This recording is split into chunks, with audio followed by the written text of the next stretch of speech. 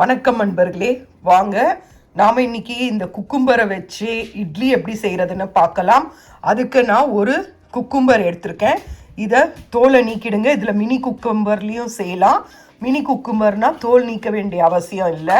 பாருங்கள், குக்கும்பரை நல்லா துருவி வச்சுட்டேன். குக்கும்பர் 1 கப் இருக்குங்க. இதில் 2 கப் இருக்குது. இது அரை கப்பு, அதனால் 1 கப் இருக்குது. 1 கப் குக்கும்பருக்கு அரை கப் இட்லி ரவையை எடுத்துக்கோங்க. பாருங்கள், அரை கப் இட்லி ரவையை மிக்சியில் போட்டு லைட்டாக ஒரு பல்ஸ் மோடில் அரைச்சி எடுத்துக்கோங்க. கொஞ்சம் கொத்தமல்லி எடுத்துக்கோங்க. அதுக்கப்புறம் பல்ஸ் மோடில் அரைச்ச ரவையை சேர்த்துக்கோங்க. அப்புறமா குக்கும்பரை சேர்த்துக்கோங்க. இதை நல்லா கலந்து கொடுத்துருங்க. 3/4 கப் அளவு தேங்காய் எடுத்துக்கோங்க. இதை நீங்கள் மிக்சியில் சேர்த்துக்கோங்க. நான் இன்னும் 1/4 கப் எடுத்துப்பேன்.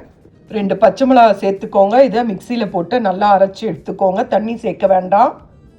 நல்லா கலந்து வச்சாச்சுங்க. ஒரு 15 நிமிஷம் ஊறட்டும். வாங்க பார்க்கலாம். அரைச்ச தேங்காவை இதில் சேர்த்தாச்சுங்க. அதுக்கப்புறம் இதில் தேவையான அளவு உப்பு சேர்த்துக்கோங்க. இப்போ இதை நல்லா கலந்து கொடுத்துருங்க. கொஞ்சம் திக்காக தான் இருக்கணும் மாவு. தேவைப்பட்டால் கொஞ்சம் தண்ணி சேர்த்துக்கோங்க. பாருங்கள், எவ்வளோ சூப்பராக வந்திருக்கு பாருங்கள் இட்லி.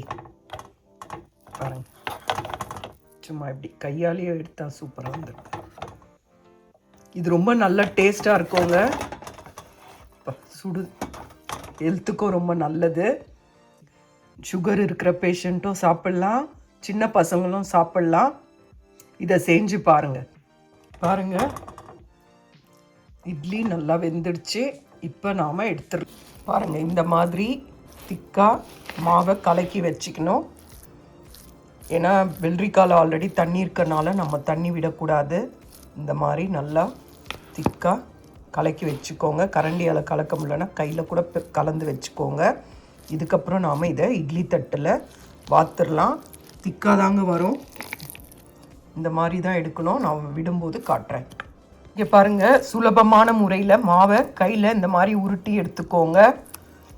ஏன்னா கரண்டியில் எடுக்க வாட்டம் வராதவங்களுக்காக இது சொல்கிறேன்.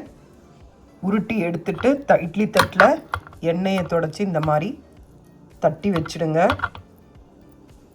இங்கே பாருங்கள், இந்த மாதிரி தட்டி வச்சுடுங்க.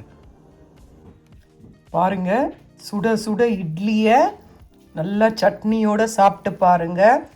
எவ்வளோ மல்லிகைப்பூ மாதிரி இருக்குது பாருங்கள். சூப்பராக இருக்குது பாருங்கள். சட்னி இட்லி பொடியோடு சேர்த்து சாப்பிட்டு பாருங்கள். சுவையாக இருக்கும். இது ரொம்ப டேஸ்ட்டும் நல்லா இருக்குங்க. சூப்பராக இருக்குங்க. செஞ்சு பாருங்கள். செஞ்சு பார்த்துட்டு உங்களுக்கு பிடிச்சிருந்தால் லைக் பண்ணுங்கள். இது ஹெல்த்தியான டிஷ்ஷு.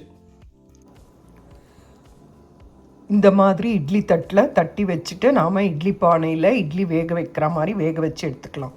இட்லி பானையில் வச்சாச்சுங்க. என்னோடது ஒரு 15 நிமிஷத்தில் வெந்துடும். வெந்த பிறகு காட்டுறேன்.